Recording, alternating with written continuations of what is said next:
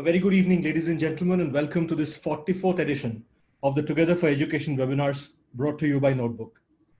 Months ago, we first heard of this coronavirus.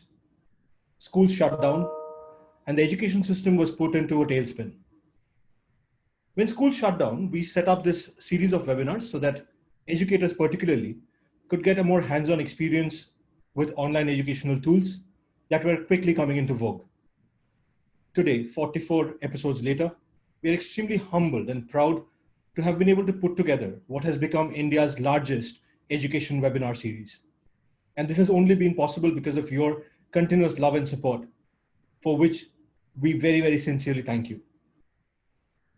Today, we talk about the positive effect of this COVID-19 pandemic, the innovation that it has caused.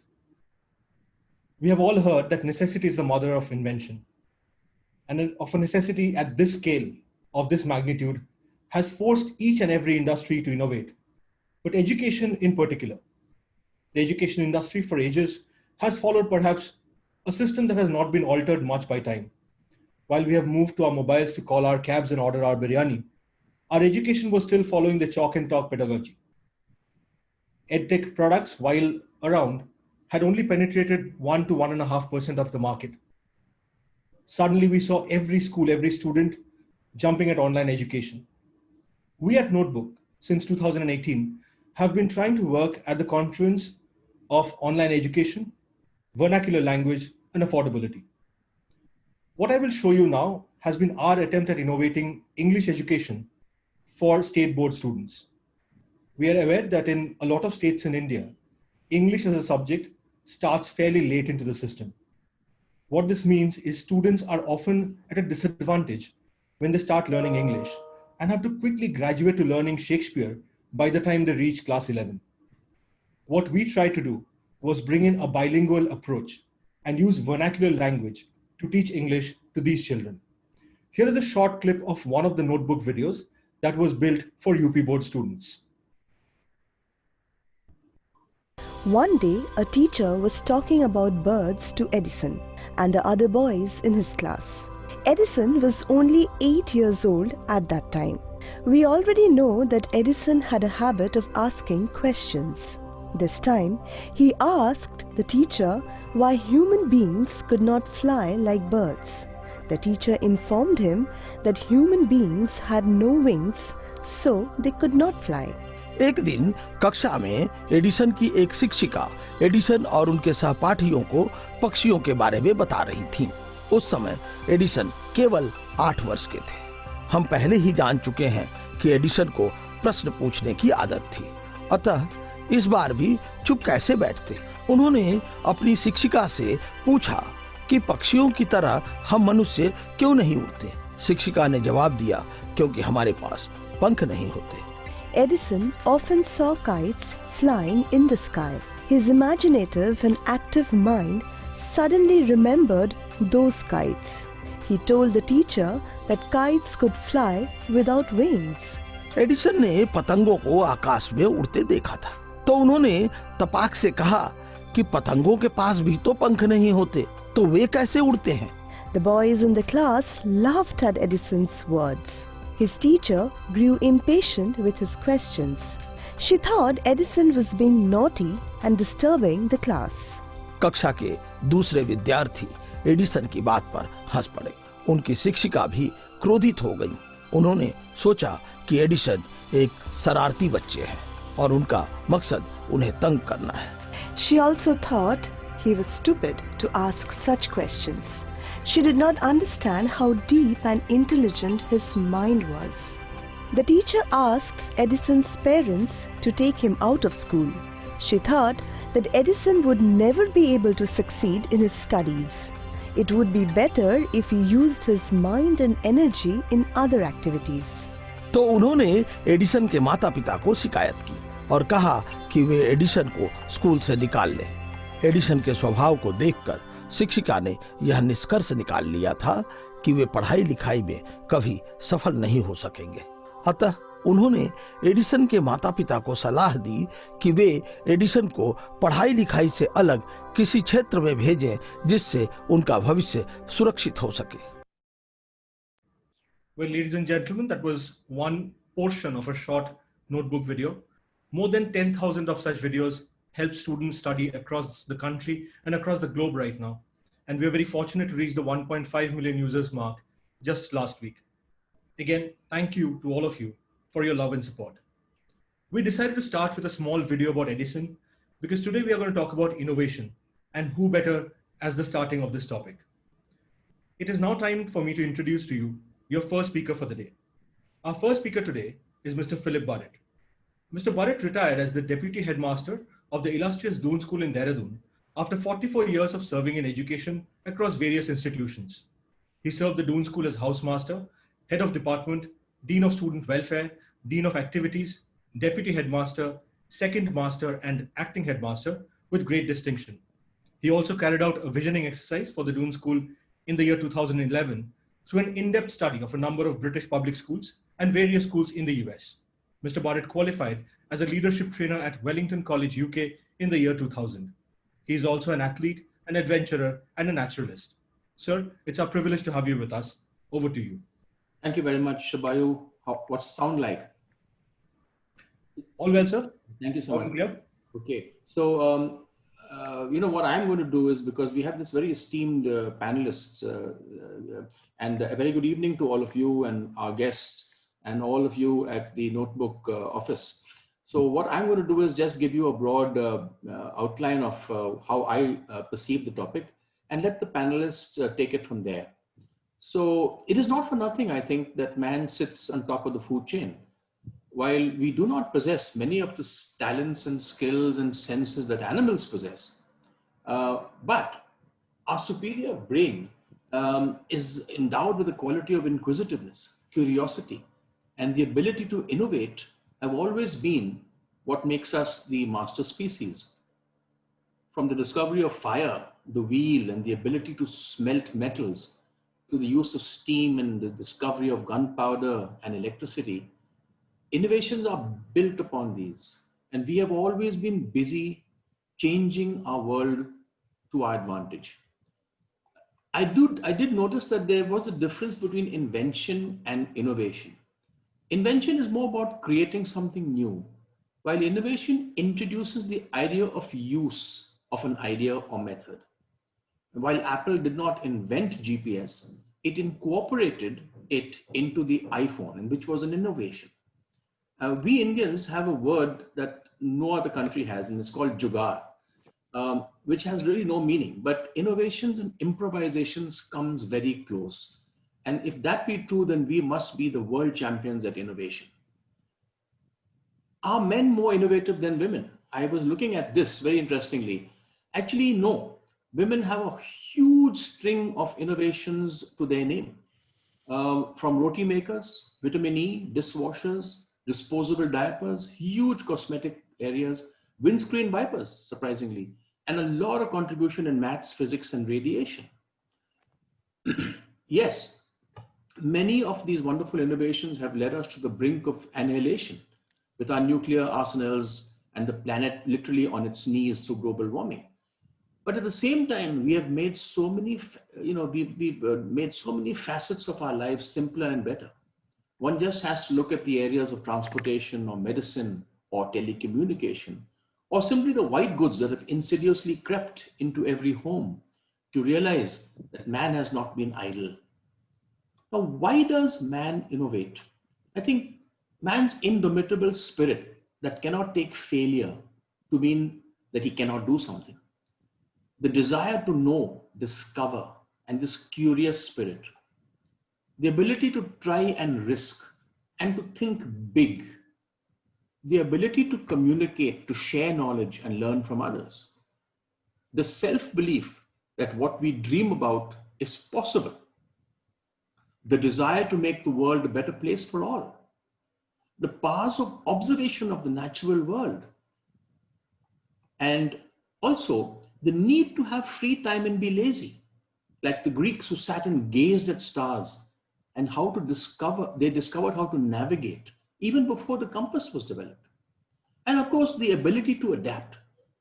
And unlike the cheetah, it may be the fastest animal on earth, but it cannot leave the savanna.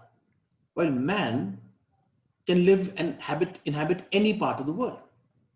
So from Edison, Marconi, Jenner, the Wright brothers, Alexander Bell, but even those sailors who set off to discover the Spice Isles, they were all possessed by the same drive and initiative.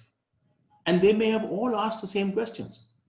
Is there a better way of doing something? Let's do it. What does the world need? Let's go and find it. Now, why does man innovate? I think it comes out of a number of things. One is, I think, fear, greed, love, ego, ambition, and of course, necessity.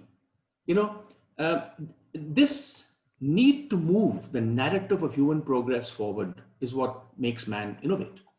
I like the Japanese ikigai, which is a system of how you decide what you want to do.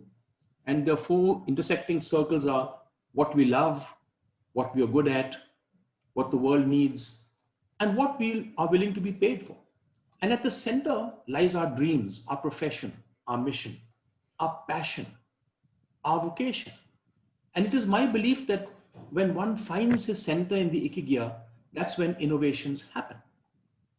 I remember the time when the Star Wars program was starting in the US under the Reagan administration, I think, and how all that technology that was supposed to be used against the Russians.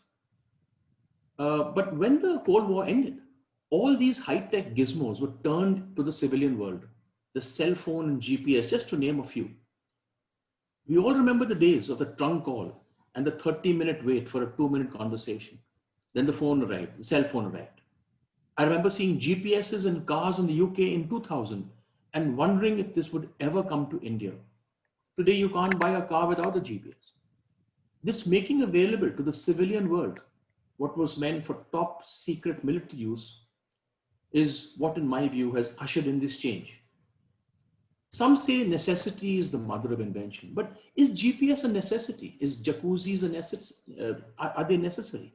Is air cushioning on shoes necessary? I guess not, but they are ideas that man has developed.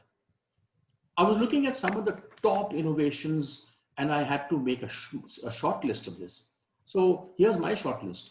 The Xerox, the LED bulb, the television, the flat screen television, cell phones, Facebook, YouTube, and the way these have revolutionized the way we communicate. MRIs, non-invasive laser and robotic surgeries, heart stents, barcoding and ATM machines. Who goes to a bank anymore? Online shopping, Amazon, Flipkart.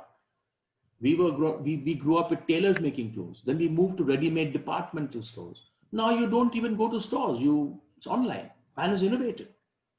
Internet and email. There's no stamps. Today's children don't even know what a postbox looks like. PC laptops and microprocessors. And what the digital world has done is simply mind-boggling. DNA testing and human genome. GPS. Digital photography. Where are the days of 35mm rolls being rolled onto cameras? Drones and robotics. And yet, as teachers, what have I seen the way we do wrong about our children, the way we handle our children, who are going to be the innovators of tomorrow? What do we tell our kids? We tell them to sit still, not to talk, to follow our lessons, not to be creative, but just to copy what's on the blackboard. Thinking out of the box would have got me into serious trouble in school. In fact, so many of these famous people have become who they are despite of some of us teachers, not because of us. And so many great inventors have been school dropouts. We keep our children far too busy, and the saying that an empty mind is a devil's workshop may be very wrong. I think idle minds are what makes people creative. It bores them so much that they start inventing, discovering, thinking, dreaming. As teachers, we need to build inspirational rituals. We need to encourage children to be different, help them to think devotion rather than discipline, learn to ask questions rather than giving the right answers, allowing children to work at their most creative hours. Today's modern teenager doesn't work in the morning, they work at night. Things have changed now. To encourage children to link knowledge, to connect abstract ideas with existing scenarios, encouraging curiosity. seeking out new experiences, encourage them to take risks and make mistakes, being persistent, and of course, sharing knowledge and working with a team. Now, they say that when the tough gets going, when the going gets tough, the tough get going, I'm sorry. The COVID pandemic is a wonderful time to see man's innovative spirit. So many of us have lost our jobs and a means of livelihood. When the virus struck in January, we knew so little of its nature and how it spreads. We were all groping in the dark, people dying everywhere. We were afraid that this was going to be the end of human life on the planet. But in just 9 months, we have done so much by way of vaccines, learning about the disease, and sharing what we know with all nations. The way this virus is being handled now just goes to show how man develops, learns, and improves. One day, hopefully, we will look back on these days and all be vaccinated against the pandemic. This is ample testimony to man's innovative mind. I love the way not only doctors, but so many people have innovated by how people have tried to find ways of making a living, doing things they never dreamt of, by digging deep into their funds of skills and abilities that lay dormant for years, waiting for the opportune moment to blossom and come to the fore. The way teachers, who till December 2019 were reluctant to even switch on a computer or to use multimedia in the classroom, are teaching online and improving by the day. It is this very same spirit that places man on the apex of the pyramid. What is it going to be like when schools reopen? And the government is talking about reopening schools. Well, once schools reopen, there is never going to be, in my view, the old ways of doing things. It will be a hybrid system, I feel. Successful schools will be the ones that adapt, and the ones that go back to the life pre-COVID will be left behind. Online learning, the flipped classroom, will be the norm, and where children learn online, and school will be a place for discussion and assessments. More self-learning by children will take place. Teachers will have to be far more creative and resourceful. New teacher training methods will have to be added on. Using resources like internet, search machines, and YouTube, all these will have to develop. Teachers will also have to be more resourceful and try new methods which inspire and infuse children. For example, my daughter watches this thing called the 5-minute craft, and she learns so much from it. I think this is the new way of learning. Are we ready for future lockdowns? Has our mindset changed? We need to learn and listen to the students. We need to talk to our students and ask them what they liked and what they missed and how they learned during this time. A lot of learning that the schools was responsible for has now shifted on to parents. For example, sports and socialization. There's been much more involvement by parents over the last 9 months. Teachers have also upgraded their learning as they were now on display. People were in the houses were actually listening to teachers teach. And the principals and headmasters of tomorrow will be the new leaders, taking their staff and faculties into new uncharted territories. Teachers will have to rethink their profession. This is the new way. It's online, digitalized from now on. Many may decide to leave the profession. The role of being a mentor, guide, and a listener will continue and be of greater importance.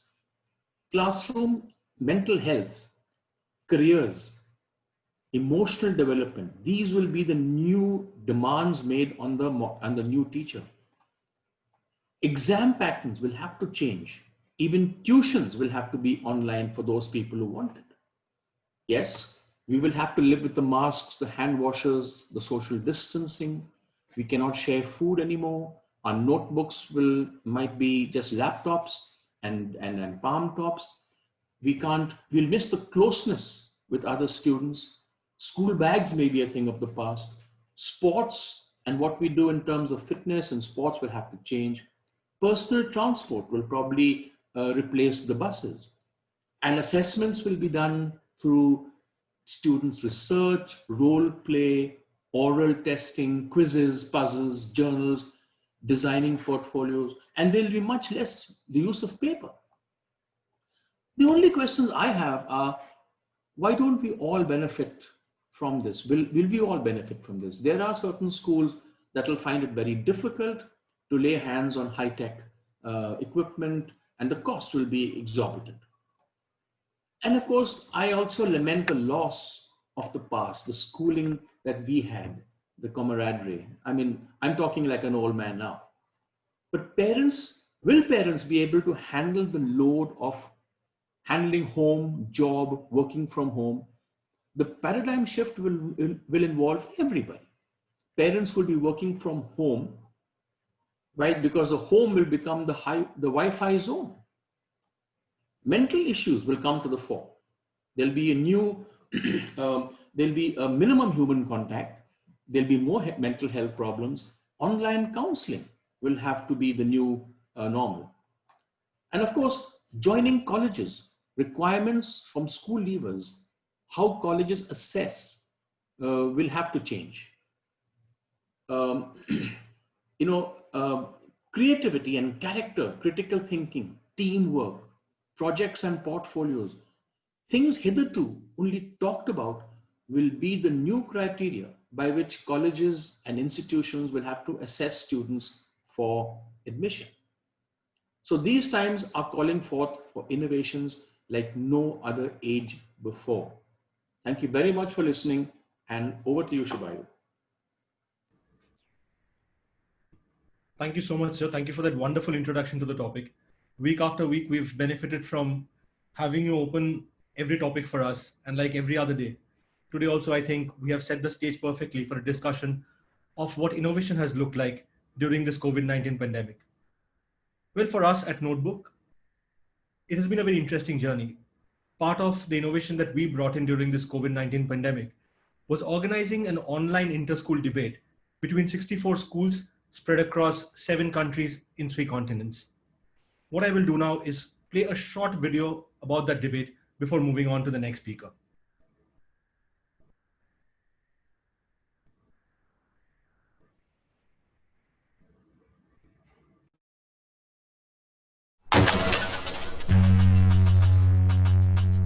India, its beauty is in its diversity, and yes, we thrive on the idea of unity in diversity, but how does that unity come about? May I begin by saying our worthy opponents today have completely confused the topic under discussion, that is gene editing, with that of gene therapy. We have been poor stewards of our own planet.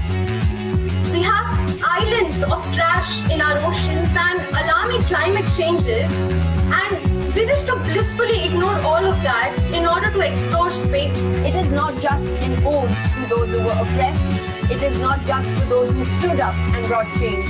It is because excellent individuals have been overlooked for way too long because they choose to love against the constraints of this heteronormative society. But as Chrystia Freeland said, to be sure that the new economy benefits us all and not just the plutocrats, we need to embark on an era of comparably ambitious economic change. Did you know that small businesses make up 60% of the victims of patent troll attacks? And did you know that massive corporations have so many patents that small businesses can't even manage to compete? If nations are not militarily self-sufficient, the chances of them being engulfed by more powerful nations is inevitable, which is quite evident in cases like Tibet in China in 1950. Fully regulated global trade in conventional arms and ammunition fuels conflict and human rights abuses is what exactly the Arms Trade Treaty promises to reduce. But if today China, Russia, or the United States of America actually violates one of these laws, the farthest I can think we can go is post an Instagram post against them. With the FISA court warrants and the Patriot Act 2002, the United States government, through tools such as PRISM and XT Score, developed capabilities to monitor everything done by virtually everyone. That is what ensures humanity to progress. Anything to the contrary is stagnation. And stagnation is death. Who will decide who is the worthy poor and who is not? Who will be there to supervise that the money given away is properly used? The government? Well, with that, it's now time for me to introduce our next speaker today. Our next speaker is Ochin Bhattacharya. Ochin is the founder and CEO of Notebook. A chartered accountant by training, he was a director at Deloitte prior to starting Notebook. Ochin has worked in India and abroad in various senior capacities in GE, PwC, KPMG, and Deloitte. He's also been the recipient of the Indian Achievers Award. Ochin is an avid reader and a passionate traveler with keen interests in economics, history, literature, and philosophy. He's a regular speaker at various forums and chambers of commerce and also contributes articles to numerous publications regularly. He is also on the board of some of the most renowned corporates and contributes significantly to brand strategies. Ochin, if you're there, over to you. Good evening, everyone. Shreya, am I audible? Loud and clear, Achin. I again welcome all of you to today's session on a topic which perhaps is most important, considering the life-changing impact the pandemic have had on all of us during last few months. We at Notebook tried to contribute by making access free to our own humble repository of 10,000 videos for schoolgoers and hosting various events like webinars and, as Shubhayu mentioned, online debate sessions to connect isolated centers of academic excellence and to boost up the morale of our dear students and all esteemed members of the academic fraternity. Together, we have reached out to more than 1 lakh people. We have taught more than 1 million new students during pandemic, imparted teachers training to more than 1,000 schools, and have interacted with many students, teachers, parents during this period of crisis. However, today, I'm not here to speak about innovation in digital education and how our great teachers have kept schooling on even when schools are closed. I'm here to take a more holistic view on the present crisis and bring out some facts to ensure more clarity about how great men and women have excelled and brought about positive changes during turbulent times. However, before I move forward with my deliberation, let me extend a very warm welcome to our esteemed panelists. Ships arriving in Venice from infected ports were required to sit at anchor for 40 days before landing. This practice, called quarantine, was derived from the Italian words quaranta giorni, which means 40 days. Recently, I was reading a tweet by NASA astronaut Buzz Aldrin, very much an icon. He recalled his quarantine time of 3 weeks after Apollo 11 and said that he wrote mission reports, conducted debriefs, and exercised. The pre-launch quarantine procedures, now this is really interesting, that began 3 weeks before launch were nearly derailed by President Nixon, who wanted to eat dinner with the crew the evening before launch. The man in charge, Mr. Berry, had a very tough job to explain to the president as to why that simply wasn't an option. The closest he said he believed he ever came to being fired. Now, crisis is not new to human beings. Time and again, we as a species have had to prove our mettle by displaying our survival instincts. The Long Depression, for instance, was a worldwide price and economic recession. It began in 1873 and ran for years together, for almost 20 years. In US alone, 18,000 businesses went bankrupt, including 89 railroads. 10 states and hundreds of banks went bankrupt. Thousands of American businesses failed, defaulting on more than $1 billion of debt. 1 in 4 laborers in New York were out of work.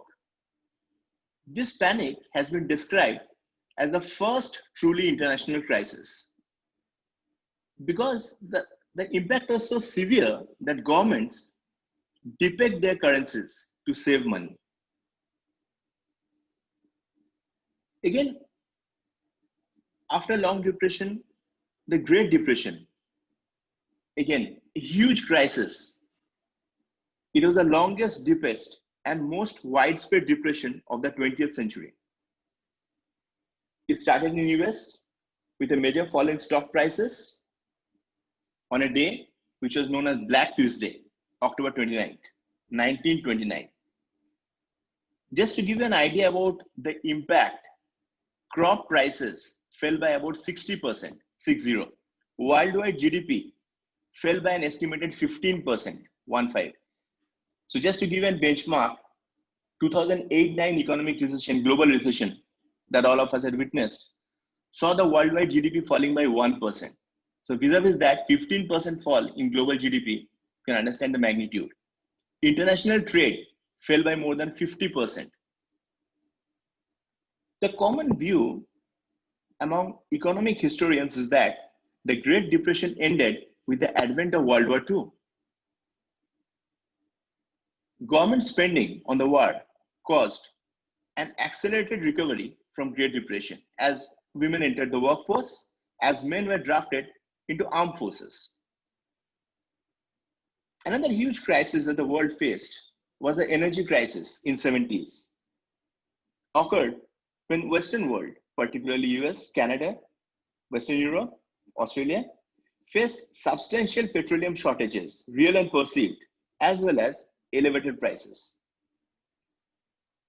Now, President Kennedy had a very interesting take on danger and opportunity.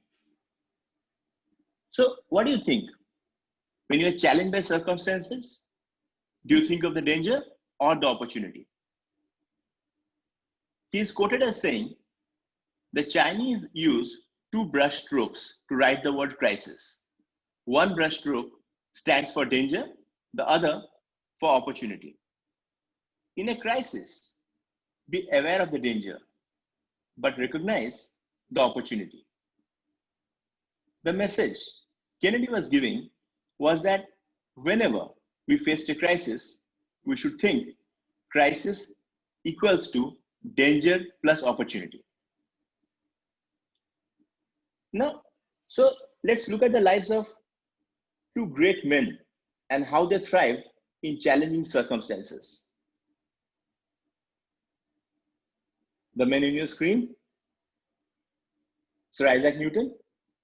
In 1966, he was afforded the time to work on his theories due to the closure of Cambridge University. And why did that happen? Because of an outbreak of plague. Annus mirabilis is a Latin phrase that means wonderful year, miraculous year, or amazing year. The term was originally used to refer to the year 1666 because Isaac Newton, aged 23, made revolutionary inventions and discoveries in calculus, motion, optics, and gravitation. It was in this year that he was alleged to have observed an apple falling from a tree, and in which he in any case hit upon the law of universal gravitation. Now, moving on to another legend.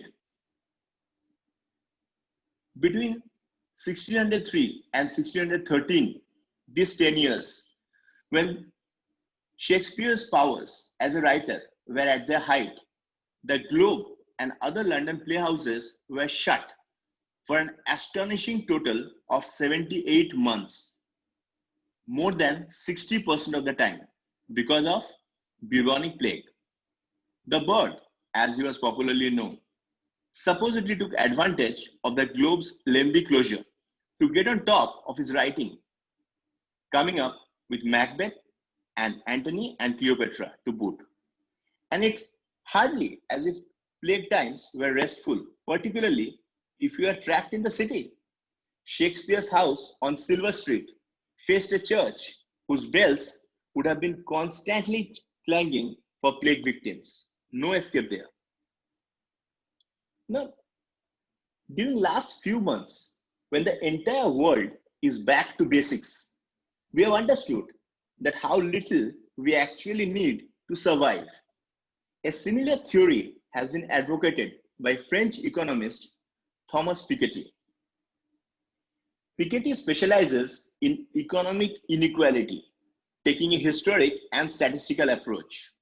His work looks at the rate of capital accumulation in relation to economic growth over a 200-year spread from the 19th century to current times. His 2013 book, Capital in the 21st Century, relies on economic data going back 250 years to show that an ever-rising concentration of wealth is not self-correcting. To address this problem, he proposes redistribution through a progressive global tax on wealth. Another, I think, a very interesting book that I'd like to mention, which about the tipping point, how little things can make a big difference. This is a book by Malcolm Gladwell, first published in 2000. Gladwell defines a tipping point as the moment of critical mass, the threshold, the boiling point. The book seeks to explain and describe the mysterious sociological challenges that mark everyday life. And he mentioned about 3 rules, very nicely explained. The first, the law of the few. Second, the stickiness factor. And third, which needs elaboration here, the power of context, which says epidemics are sensitive to the conditions and circumstances of the times and places in which they occur. Now, during the last few months, when the entire world has gone through the worst humanitarian crisis that we've ever witnessed, there are a number of innovations across the globe. And here, I would like to take all of you through some of them. Now, this quarter, Ireland headquartered baby care brand Water Wipes launched the Early Days Club.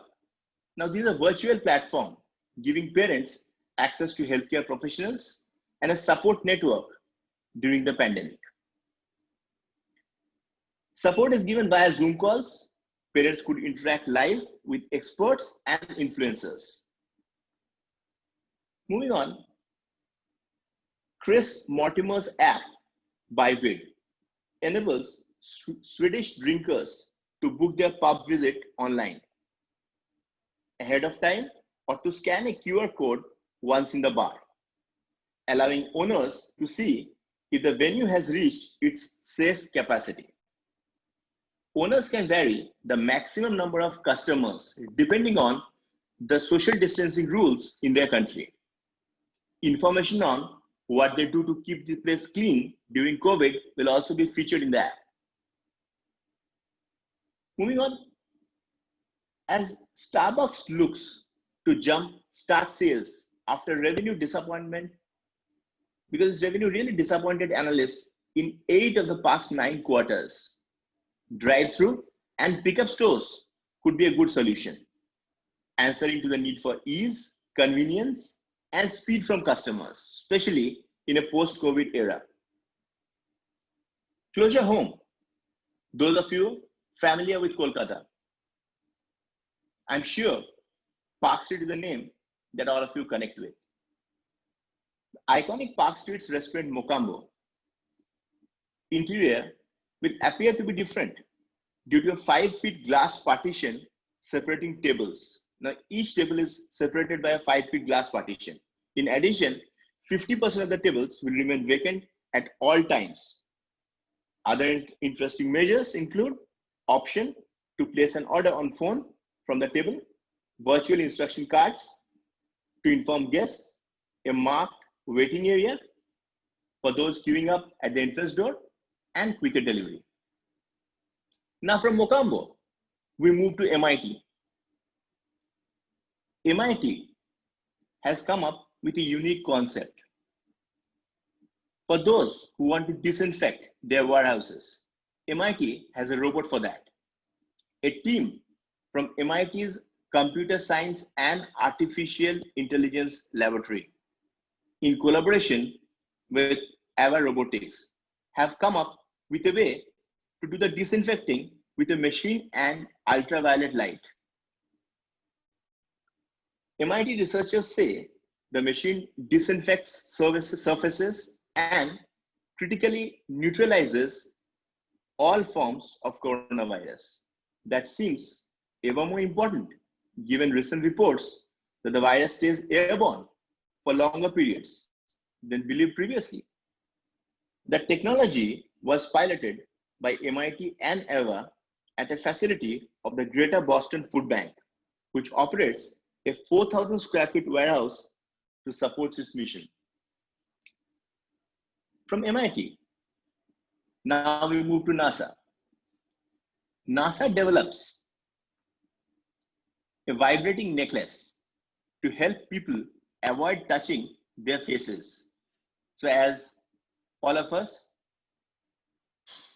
many a times we have a habit of touching our faces. So NASA develops a vibrating necklace which helps people avoid doing the same. This is called Pulse. This is like a pendant that hangs on a necklace meant to be worn around the neck. The pendant is equipped with a sensor and a vibrating motor. So it pulses whenever the wearer's hand gets close to the face. The design and assembly instruction for their device are fully available online. The team states that Pulse is simple and affordable technology that can easily be reproduced by anyone regardless of their level of expertise. Now, this is really unique. To reproduce this device, someone would only need a home class 3D printer, a soldering tool, a sensor, a vibrating monitor, or a few other readily available materials. So once we have this, across the globe, this can be easily reproduced and really helps save a lot of lives. Now, from NASA, let's go to Asia. Let's go to Japan. Now in Japan, there's a Japan-based firm called Donut Robotics. It began raising funds to produce C-Face, a Bluetooth-connected face mask that can record conversations, amplify the wearer's voice. It can help you make phone calls, transcribe speech into text, and translate Japanese speech into 8 different languages. Linked to your smartphones. The plastic C-Face can be worn over normal face masks. Now, unique, right? From Japan, now we move to Germany. Countries around the world are taking initiatives to revive their tourism. Germany is no different. And as a part of the travel community, I can tell you, there's a very interesting concept. And virtual tourism is something which we all understand in current times is here to stay. As world get back to new normal, post-COVID world, the German town of Herrenberg is replicating itself in virtual reality so that you can visit it virtually. Virtual tourism is said to be the next big thing. You'd be actually able to visit Herrenberg through VR glasses. Now, can you believe it? The digital twin will allow you to visit the castles and the cathedrals and timber-framed houses of this ancient town from the comfort of your home. From Germany, now we move to Latin America. As more than 70% of transactions are made in cash in Latin America, NOS launched a money sanitizer. The device has an upper and lower surface of UVC LED lamps that emit light on both sides of coins and bills, reducing substantially the risk of infection. Wonderful, right? Now, innovation is not just about technology. It's about testing new ideas and cultivating a culture of learning. The context in which we work in the world's poorest and most marginalized communities, extreme poverty, crowded slums, remote rural locations require creative approaches to protect the most vulnerable people by installing hand washing facilities and ensuring access to essentials like soap, water, hand sanitizer, and disinfectant in healthcare centers. Now, it's a huge challenge in densely populated places and rural areas. And you saw some people are doing a wonderful work. Now, we discussed a lot of serious stuff. Now let's move to soccer. A Danish soccer team managed to bring thousands of fans into the arena to recreate the stadium experience for both fans at home and players on the pitch. AGF Arahas executed an ambitious plan, and this plan is really ambitious, I must tell you. With the help of more than 500 Zoom meetings and a 131-foot video board on Twitter. Now, some fans thought the idea brilliant, while others compared it to something out of a dystopian Black Mirror episode. As more leagues begin to resume play after suspensions caused by COVID-19 pandemic, we may continue to see more creative efforts. Now, this is really interesting. It's like a live experience. And the most interesting part is that more than 10,000 people cheering for the fans, right? It's live sound. So it's like a stadium experience, both for the fans as well as for the players. So we may continue to see more creative efforts to replicate the fan experience without people filling up stadiums. Now the last one. I found this one really touching and really interesting. Since the coronavirus lockdowns became necessary all over the globe, live theater and opera companies have taken a huge hit. The Metropolitan Opera in New York City, their cancellation for their fall season will cost them more than $100 million in revenue. However, Barcelona's, now we are going to Barcelona, Spain, right? In Barcelona's Liceo Opera House reopened after months of shutdown with an ingenious spectacle, their concert for the balcony. So they stated, let's start by using art and music and inviting nature into a great concert hall. So we see a concert hall with thousands of houseplants and musicians playing in front of them. It's magic. Even though the concert has ended, the project has not yet concluded. Every one of the opera house plants will be donated to 2,292 health workers who have been battling against the spread of the pandemic. Given how grim 2020 has turned out to be, the concert for the balcony is almost shockingly gentle and beatific, and will almost certainly turn out to be one of the most memorable large-scale contemporary art projects of the year.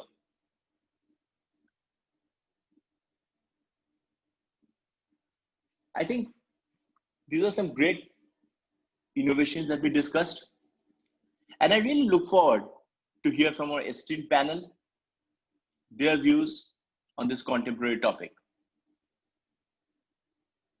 I thank all of you for giving me a patient hearing. Over to you, Shubhayu. Thank you, Ochin. Thank you for that wonderful presentation and those stories of innovation from around the globe. Speaking of virtual tourism, I think Ochin did take us around the globe a few times during that presentation. Well, ladies and gentlemen, moving on to the part that you have all been eagerly waiting for. Today we have a panel discussion with three people who have come to the forefront and tackled this particular coronavirus pandemic with great elan. We have Mr. Sudhir Aggarwal, who is the Director of Business Development for Government and Education Projects at Microsoft. We have Swami Supradiptananda, who has been on our platform a couple of times before. He is the Principal of the Ramakrishna Mission School CBSE, the Director of the Ramakrishna Mission MP Board School, both in Gwalior. And we have Shreya Mehta, who is the Head of Academics at the Angels Valley School in Rajpura. It's a privilege having you all with us. I would just request all of you to please start your videos as I stop my screen share.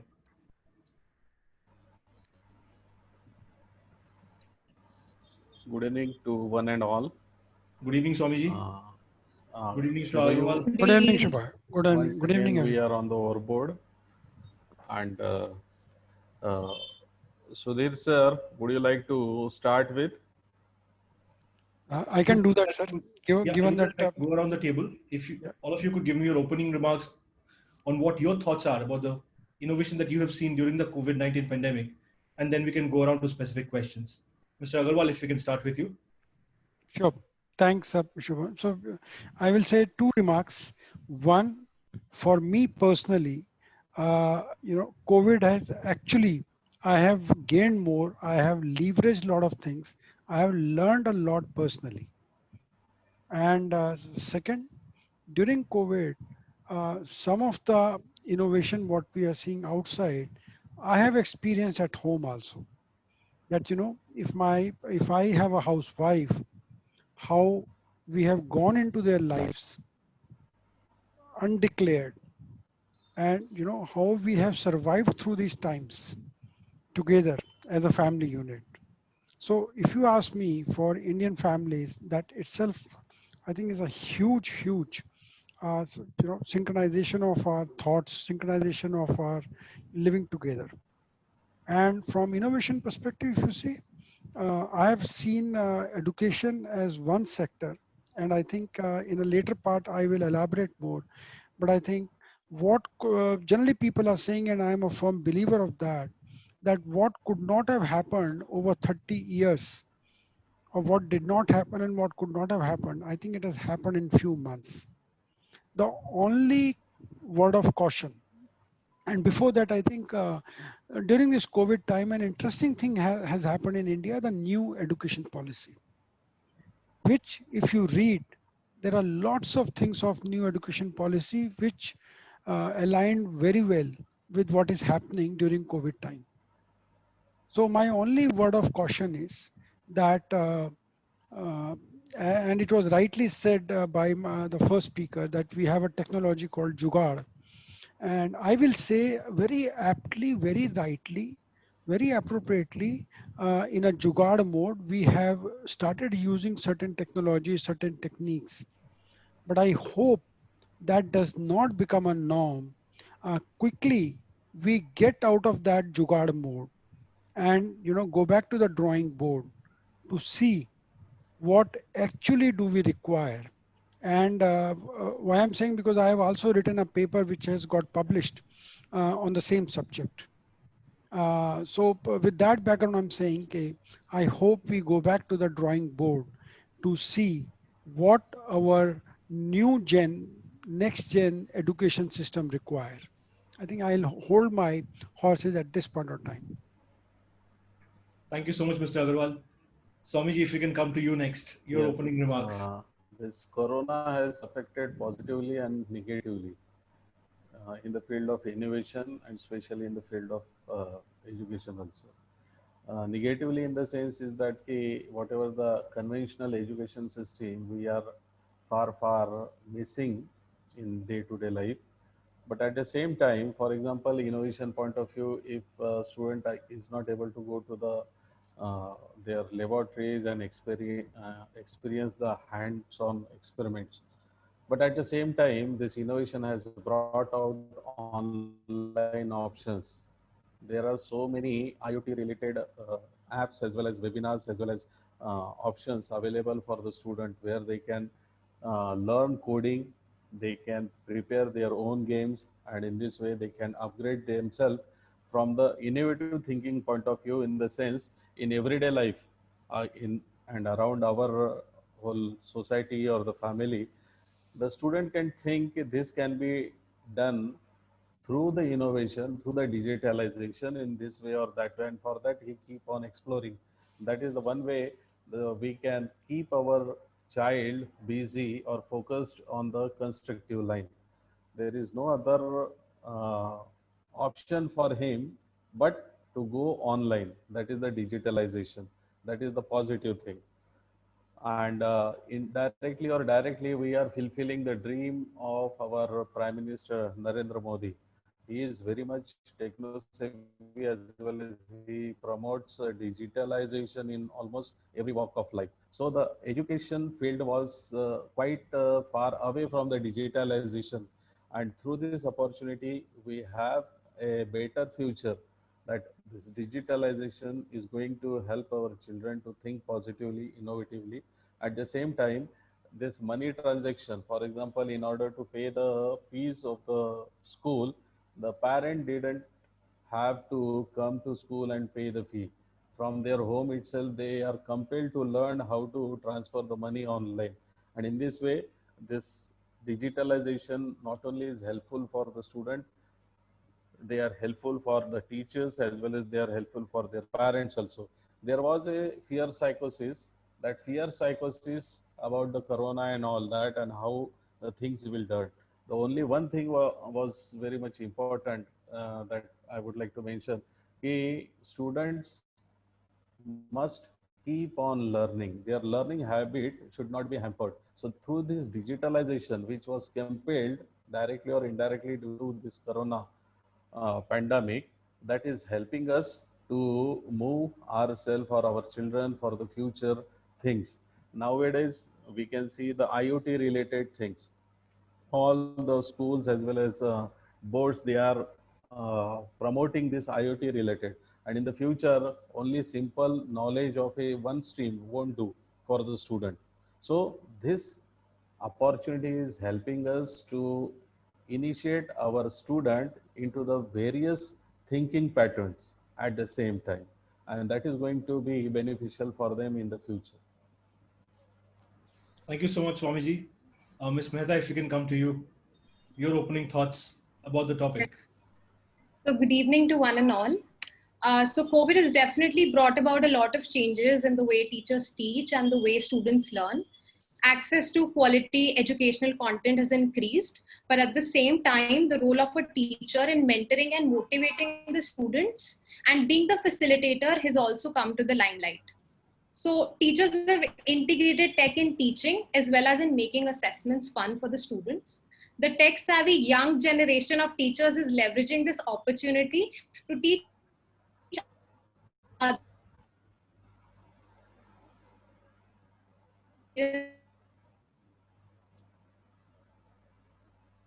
adoption of tech. Coronavirus is definitely the education system for good, but even as we teach online every day, we are not sure of how regular and the discipline schools bring to the lives of students has gone for a toss. Once we had overcome the challenge of to conduct classes online, challenge ahead is engaging and comes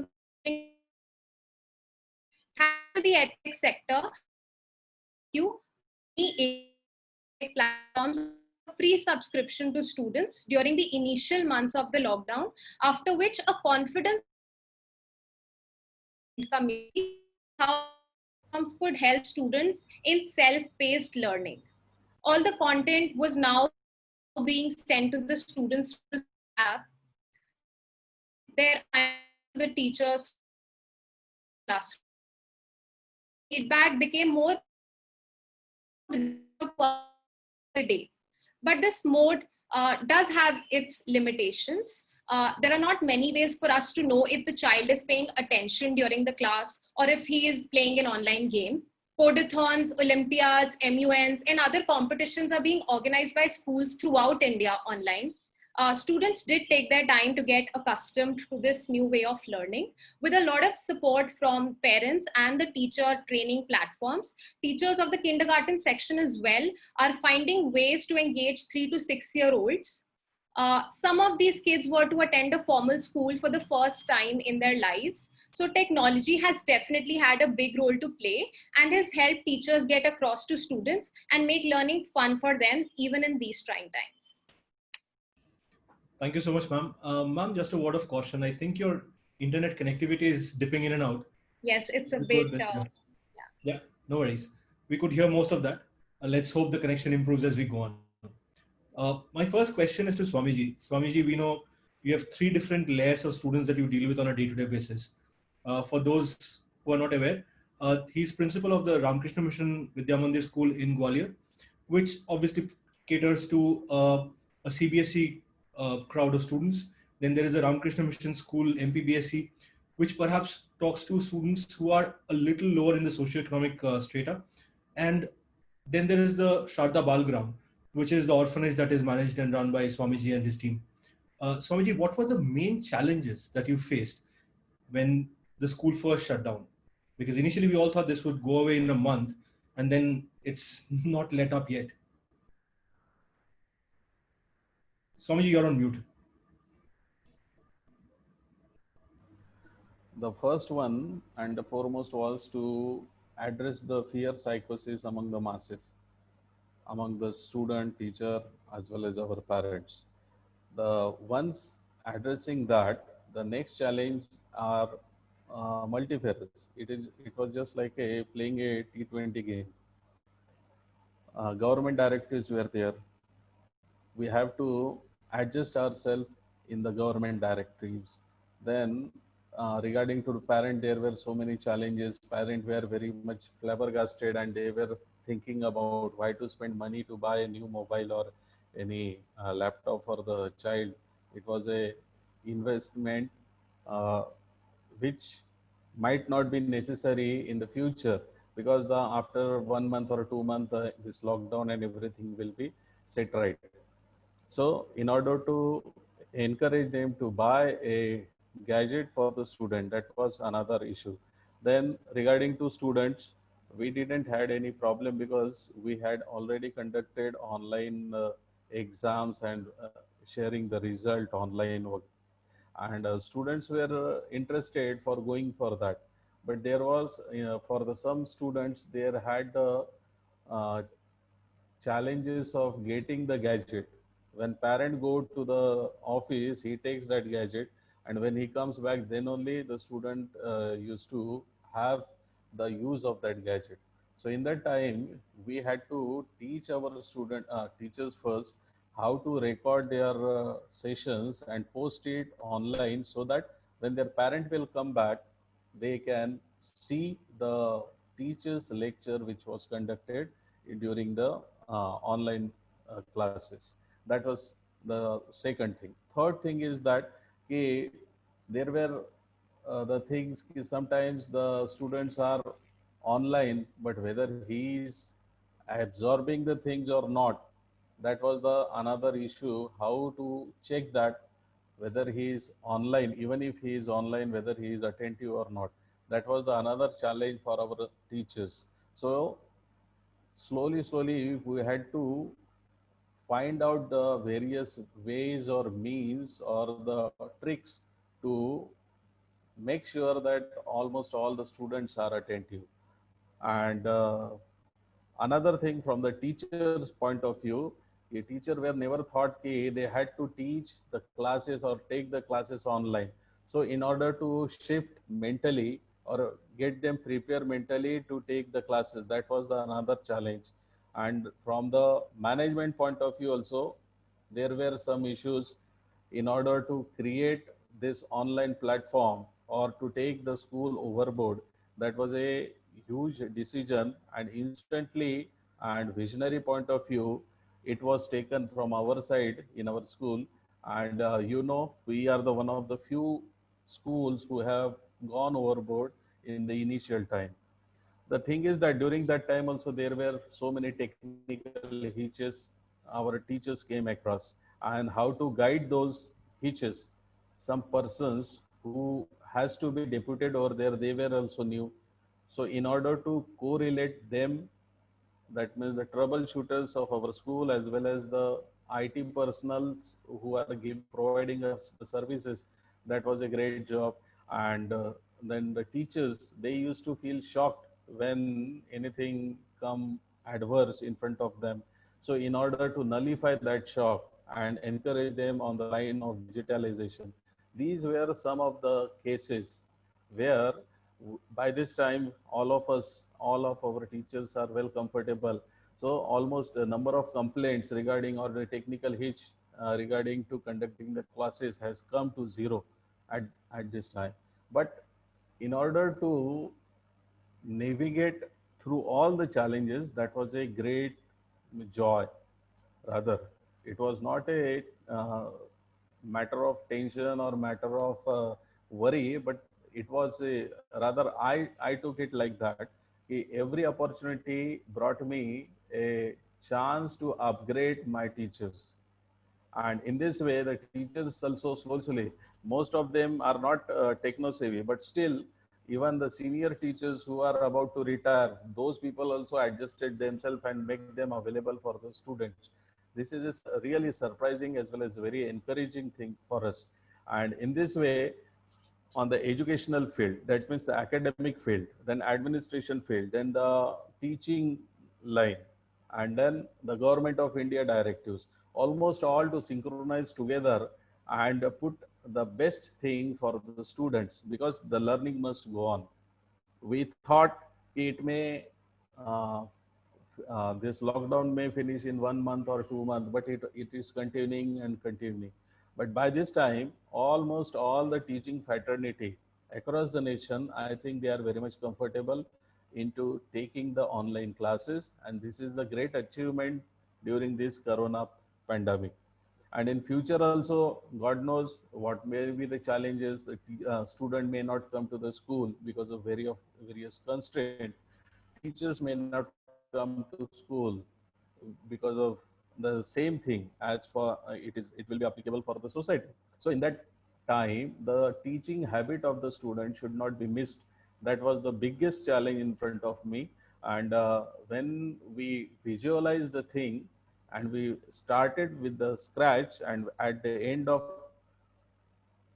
so many months, I can say very comfortably that we are on the right line or right road. And I think this road will take India to the higher level of the literacy or the digital literacy. When all these children will grow into the citizens, at that time they will be well comfortable with the digitalization which will come in future in front of them in the various walks of life. I think that is the biggest advantage. As out of these challenges, we have navigated. Almost all the school must have done like this, and this is a great achievement for the Indian education system. I knew when asking this question to Swamiji that asking him about challenges, you will hear about advantages. To briefly narrate my first meetings with Swamiji, I had gone to Gwalior to visit his school early in the morning. My initial expectation from a Ramakrishna Mission school being I would meet somebody to whom I would have to explain technology. I walk into Swamiji's office and it looks like the NASA control center with an array of screens in front of him and multiple keyboards in front of him.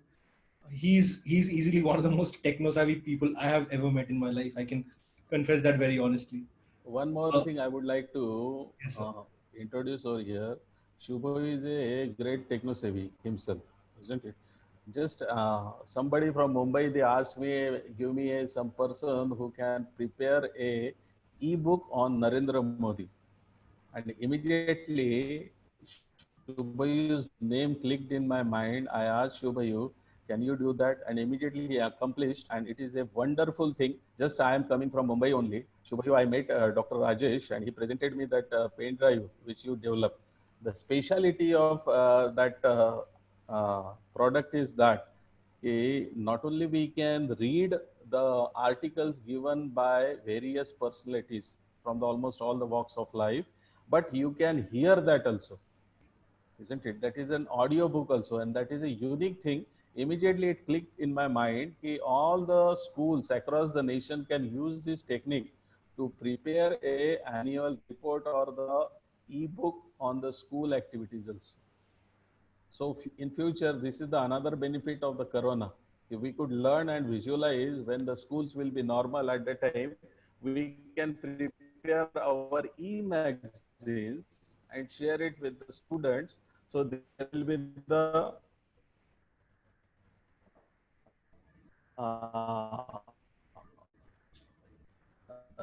there will be no need of pay. So we can see this way, thousands of tons of pages can be saved across the nation. This is the one of the most important innovation which came out, and Shubhayu and his team, the notebook team, very uh, focused way, in a focused way they have worked, and on the specific day they have brought that e-book, which is also an example for almost all the schools. I would like Shubhayu, uh, why don't you share that link with almost all the participants who are at present over here, Sure thing, so sir. that, After the so webinar, we'll that definitely they share will that. have an idea, and through that also some another innovation may come out. Yes, sir. Absolutely. Sir said that, you know, one of the main initial challenges was the device challenge. Mr. Aggarwal, do you deal with the government as well as in education? In particularly state board schools, we have been getting this complaint a lot that access to device is still a problem. So what has been your understanding around, and how are people innovating to control this problem in their lives? See, if you look at, because I put the education system under two broad categories. One is the demand side and one is the supply side. Now, demand side is the student, the parents, and one of the biggest demand side has been missing in the education system is industry, who employs, the mass what we produce as a supply side. And when we look at supply side, it is all about, our government, our institutions, our academia, our course content, everything. This I put them under supply side. So I think it's sad to say, but expectation from uh, public schools are relatively on a lower side, under some notions. Notions in the sense that they are meant for certain set of people, blah blah blah blah blah. So if you really see, it is a state subject, it's a massive subject. So what state, and on the top of it, a lot of people have shied away from getting onto that. So they have allowed a slow adoption, slow movement. If you look at even if you get some study done, you will find most of the the high rung school colleges, I think they have been an early adopter, because we may like it or not, both the demand side and the supply side both have aspirations for more than one reasons. Now, if you look at the other side, it is actually even in aspiration and expectation, it is on a lower side. Then, this non-available, today if you see, I don't think there is any house which does not have a mobile. And today, as far as I understand, because in COVID, nobody has gone out of home for a long time. So even if you have one device at home, and that's smart, quasi smart, I think that is usable. And then we also saw some of the support groups, they also came out to support that. Now, I know all the MNC companies, they gave a lot of, courses, they gave a lot of certification, either free or at a throwaway prices. So on the public sector, on the public school side, what you're saying, the government side, it is, I think, to deal with the expectations and aspirations. That's my point of view. Relatively, it has been on the lower side. That is where we haven't seen much noises also on that. Otherwise, we are a democratic country, and the advantage of democratic country is that you hear noises. We hear noises even on stupid issues, when somebody's death, and then it takes it to drugs and all that. So this country makes noise on everything. But if you really see, have you heard noises on education for these people, for these education institutions? Those who could manage, they have managed well. But those who have, gone through the suffering of this, they have actually gone through that. It haven't got. I know for sure, like some of the state governments have done something based on their political agendas, and which is nothing wrong, based on their political agendas and their stakeholders. But that's very selective and not in an institutionalized manner. I don't know if anybody from the government perspective ever came out with a kind of policy, like we always say, like CSR efforts. No, we did not see CSR coming to this forte. We saw people bringing food to these people, but we didn't see, bringing education to these people. So I think it's a mindset of our society. That's my view. And it may be my very personal view, my personal experience. I think that has something to, maybe it has brought that issue to the table. That when we had voices about, we will give ration till Diwali, till December. But who said we will give education to everyone, at least those who are going to the school uninterruptedly by this time? There could have been, community centers where you could have made these kids sit with the social distancing, maybe super, social distancing, but nothing like that we have seen, either by student fraternity, the demand side, the parents, or the supply side, including the government. So at a very, very high level, I think it has been those who could afford. And also, I'm not blaming anybody, but these top of the rung who have delivered this, they have equally collected 100% fees from everyone. I know for sure, in my own case, I just asked the institution, are you willing to do EMI? They said no, because they realize who the hell will get into this business of collecting EMIs if they don't give you tomorrow and all that. They said, no, pay our fees upfront. So I think it is because of these commercial factors, and somehow from the supply side, on the lower rung, it got thoroughly ignored. So this is what I would like to put my perspective. Shubhu ma'am. Shreya ma'am, would come to you. I don't believe you had much of a device issue. What would have been your key challenges? So, sir, our students were very fortunate to have access to devices, but monitoring the students while they're taking online classes was an issue for our student and parent community, since both the parents would be working. Then who would monitor the child while taking online classes? So some children have grandparents at home, others don't. So in that sort of a scenario, parents would have a problem, saying they would say that we can't monitor our children at all times, and so we would have to record lectures as well and give it to them for later viewing. And apart from that, sir, there was an initial backlash even from our parents. They were not supportive of the school's move to start online classes, because they didn't have an idea of how much, what would be the time, what would be the duration for which this would continue. Some of them said, oh, how does it matter if, the first 2 initial months of the academic session, even if you don't teach during that time, why don't you start in, say, June or July? I mean, what difference is it going to make? So that is the kind of, that's the kind of questions that we were being asked. And so the increasing screen time obviously has made the situation worse, because parents are really concerned about the increasing screen time. Yes. Yes, Mr. Aggarwal. I think you're also, I think we are missing an opportunity here. If I may say that in Hindi, we continue to be lakir ke fakir. Otherwise, I think this was a golden opportunity to see that if we have lost 3 months, how some portion of our curriculum, and I think both supply side and demand side, at least supply side knows very well what component of curriculum possibly can be subdued.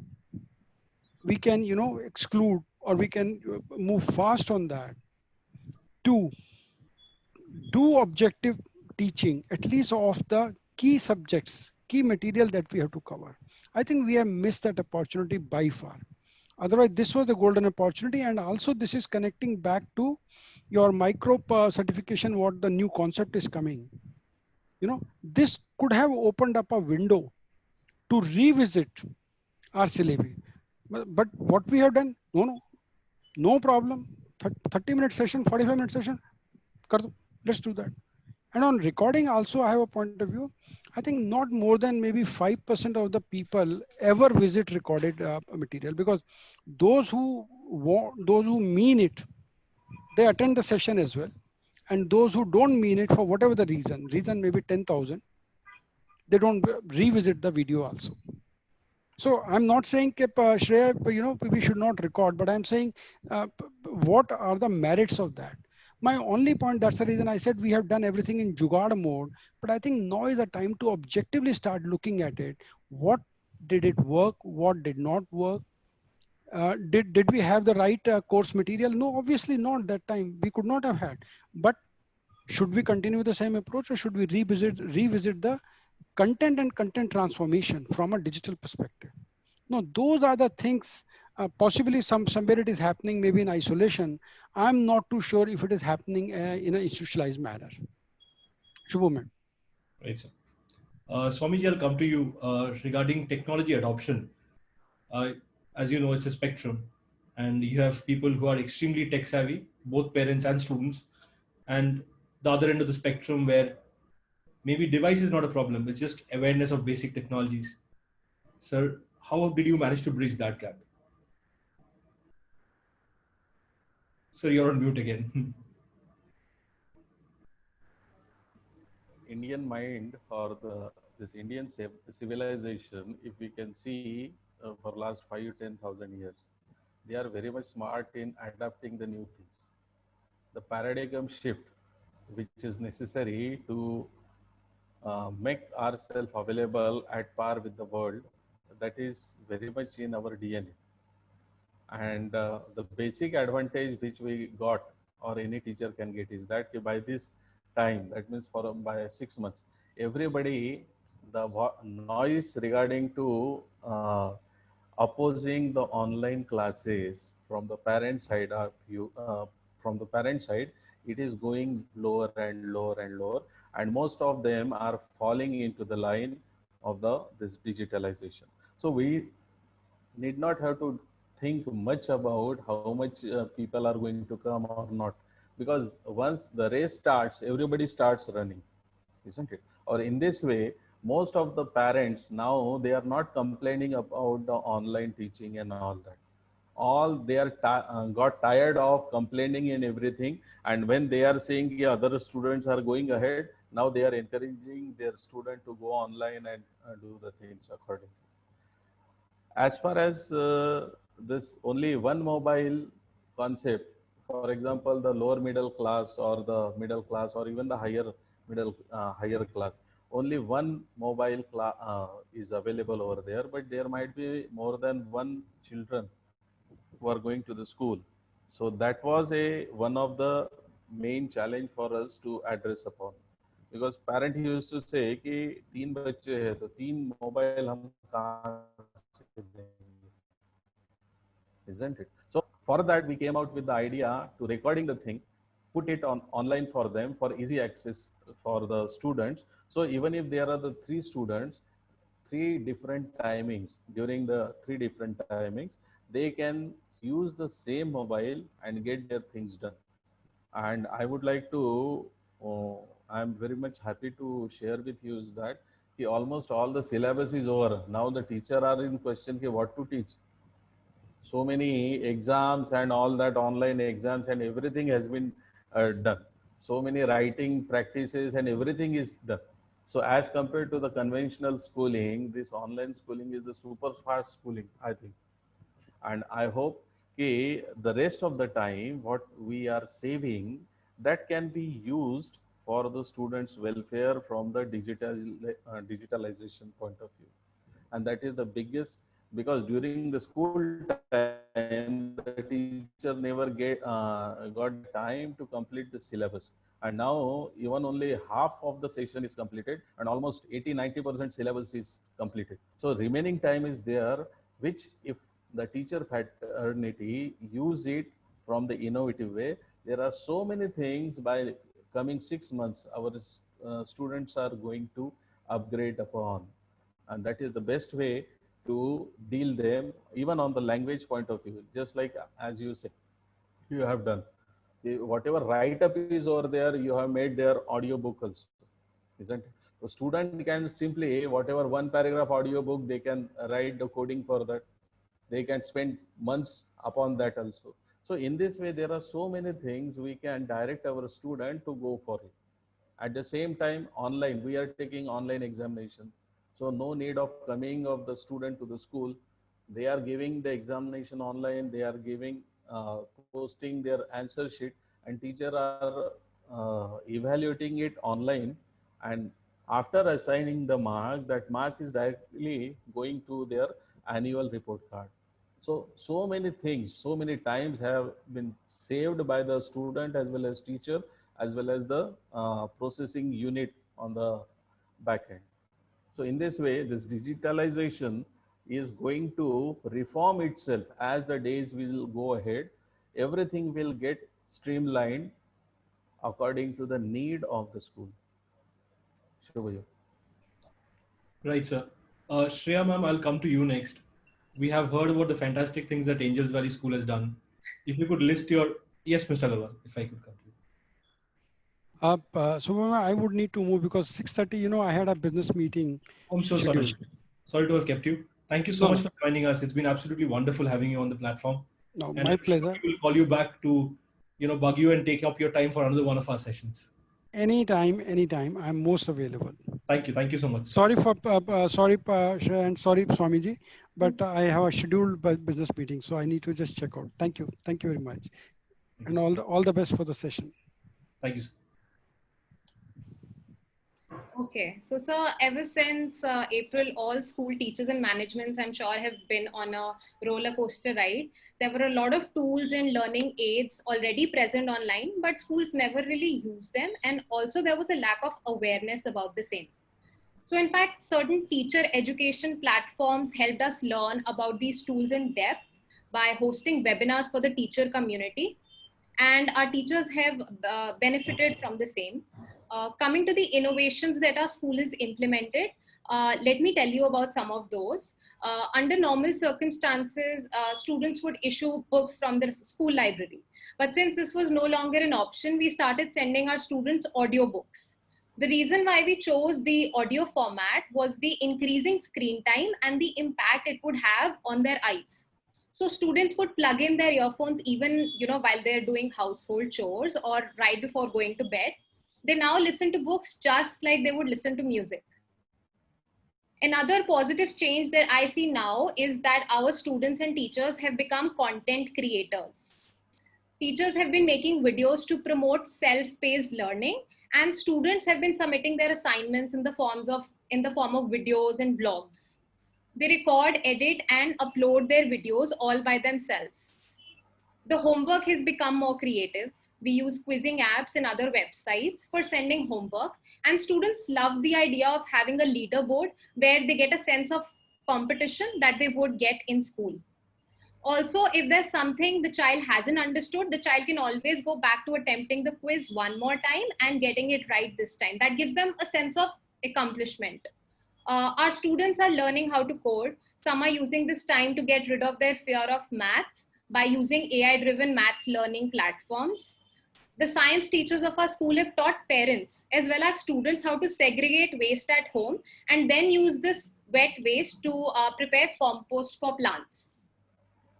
Our teachers use TED-ed videos while teaching to bring a different perspective to the class.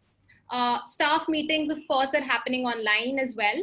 And so 100% attendance, which wasn't always possible in school, can now be ensured.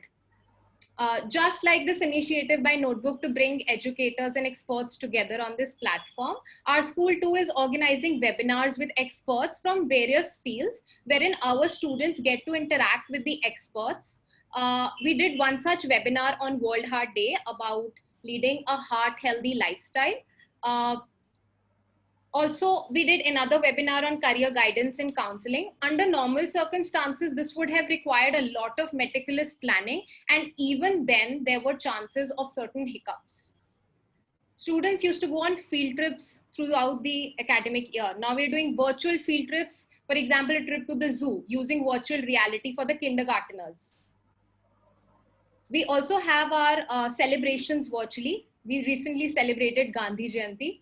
The challenges during the implementation were, of course, the lack of face-to-face interaction, which meant that the teacher training had to be done online, which is something the schools have gotten comfortable with over time. And a lot of coordination with the teachers and students had to be done over the phone, WhatsApp, or through emails. So, of course, when it comes to screen time, our screen time has definitely increased too. And that sometimes leads to, discomfort and irritability. But apart from that, these are the things that we've done so far.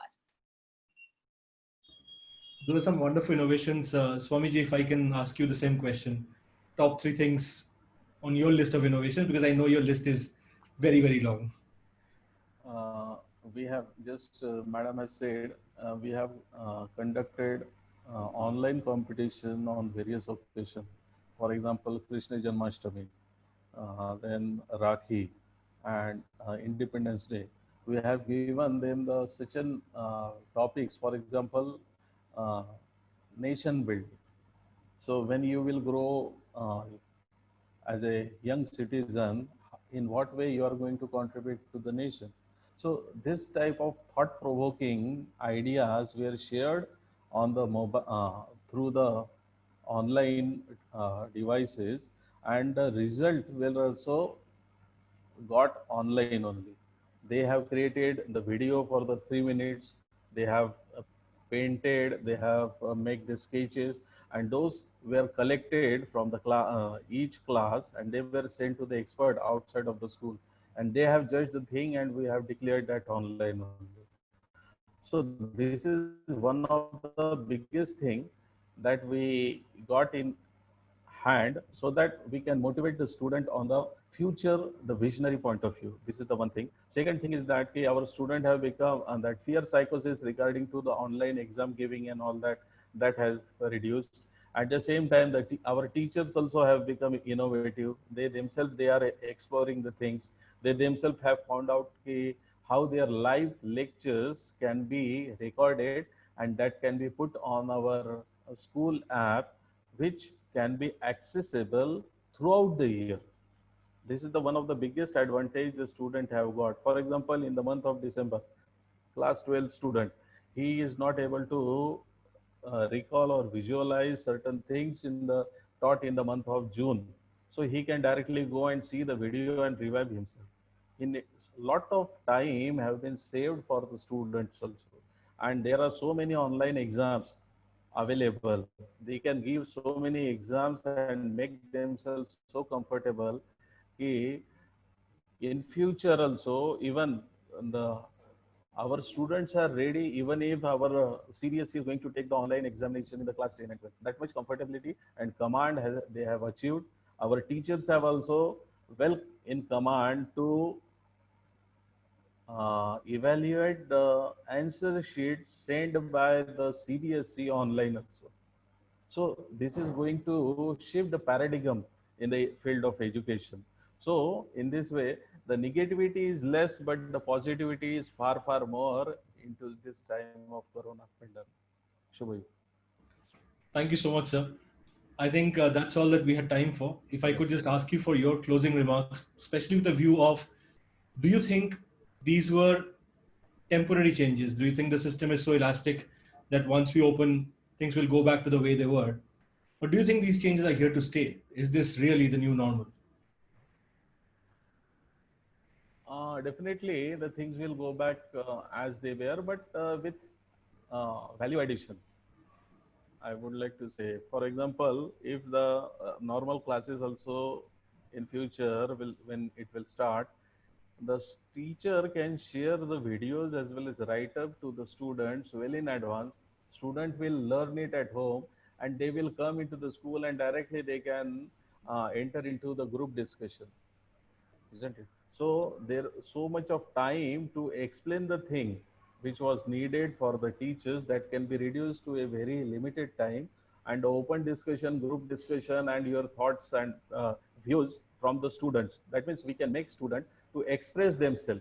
Now till now, the in the old system, what it was, A teacher used to express and student has to no other work but to listen. And that was the boring thing for the students. Now, through this system, the student can learn it, understand it from their perspective, and when teacher will explain into the class, his perspective will increase. That broadness of mind, what Swami Vivekananda has said, the expansion is nothing but the life. So in this way, that limited thinking or the thought pattern of the student can be expanded with the guidance of the student if that this digitalization continues in future along with the formal education. Shubhayu.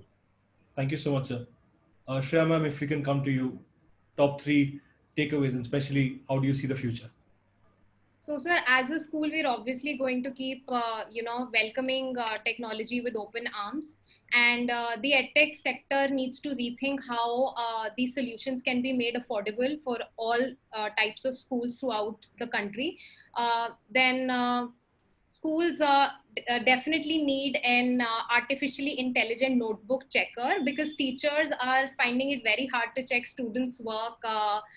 They can't possibly spend so much time on the screen. So there's definitely a need for that.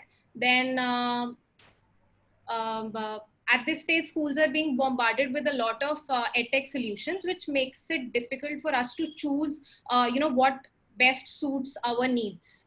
And also, innovation in the education sector is so very important. The teachers, students, and the curriculums have become more flexible. We are stepping outside the box, challenging our methods, and adopting new strategies to, make learning interesting for the students. And also, we're no more afraid to try new things. The hesitation that was there among the teachers regarding trying something new has definitely gone away. But another major challenge that we have now is the reopening of the schools. So let's see what happens, in the near future. All right. I can guarantee you that we will add to the bombarding very, very soon by telling you a little bit more about Notebook and insisting that you use it. But I believe Swamiji can attest to us being of some use, because Swamiji School became India's first school I would to like to actually remind announce. you, I would like to remind you to share that Narendra at 70. Yes, sir. I'll definitely do that. Link to almost all the participants and try to spread it, because that is a very innovative as well as very expressive way of thinking things without moving from our own place. Thank you. Thank you. And big applauses for Shubhayu as well as his team, that he has shifted himself in such a fluently. I was very much amazed to see the thing, because Dr. Rajesh was so many times he praised you like anything. So it is going to be a big thing in the Indian education system regarding to publication of the school magazine for point of view. Okay, then let us take leave. Thank you. Thank you so much, Swamiji. Thank you so much, Shreya ma'am. Thank you for joining us. Thank you for your time. Well, ladies and gentlemen, that was the group discussion. I will now like to invite Ochin back for the vote of thanks. Ochin, if you're there. So I think we really had a great session. Burrett sir, thank you so much for highlighting each and every aspect of innovation. Really thoroughly enjoyed your presentation. And I think some few quotes that in your presentation really stays with the audience. Innovation is a state of mind, and one that I really, found very relevant. You cannot discover new oceans unless you have the courage to lose sight of the shore. It's really great. With regard to the panel discussion, we really had a very engaging panel discussion today. And I'd like to thank all our esteemed panelists. Swamiji, some aspects that you highlighted with regard to innovation, with regard to how you promoted digital education. And also it's great to know that it's half of the year and 80% of session, 80% of syllabus is completed. That's wonderful. That's a great news. And I'm sure That's a great news for all our esteemed educators here today. Very inspiring and very confidence building. Ms. Shreya Mehta, I think some great aspects you highlighted, including the kind of activities teachers training online and other aspects. I think some very good examples, which I'm sure our esteemed audience has taken note of. And I would also like to place on record my thanks for Mr. Sudhir Aggarwal. He had to leave for an urgent meeting, but I think highlighted some important aspects. So with that, ladies and gentlemen, I think we really had a great session on a very contemporary and relevant topic.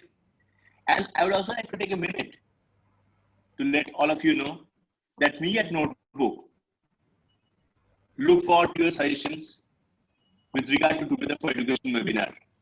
In fact, very recently, we have sent out feedback mails asking for your suggestion with regard to the format, as we are nearing our 50th episode in some time.